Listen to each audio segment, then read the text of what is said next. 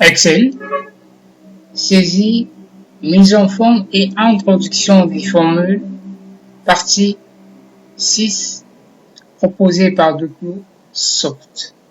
Dans le précédent tutoriel, nous sommes arrivés à faire une comparaison. Mais, de préférence, pour plus de précision, il est question de faire remarquer si exactement remise il y a ou pas. C'est ainsi que nous allons faire intervenir une fonction. Il s'agit de la fonction si. Alors, pour appliquer cette fonction, donc pour faire remarquer exactement la remise, nous positionnons à l'endroit où nous devons vérifier la dite remise. Mettons notre signe égal. Alors, l'applicabilité d'une fonction est précédée du signe égal. Et c'est ce que nous venons de faire, donc égal, et mettons notre condition, si.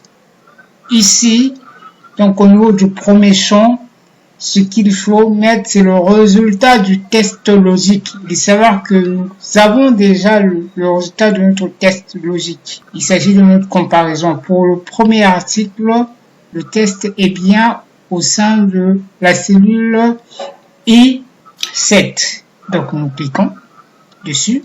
Après, nous passons au niveau du deuxième champ.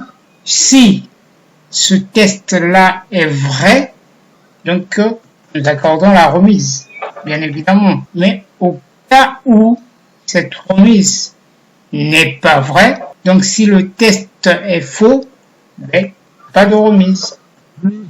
Et alors pour le premier cas, le premier article, il y a bel et bien une remise. Nous allons copier la formule pour l'appliquer au sein de tous les autres articles. Alors, nous avons donc les clients, sinon les articles pour lesquels nous devons accorder une réduction et les articles pour lesquels nous ne devons pas accorder une réduction.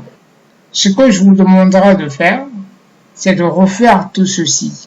Et surtout, si question il y a, posez-la en commentaire. C'était Doclosoft. Merci.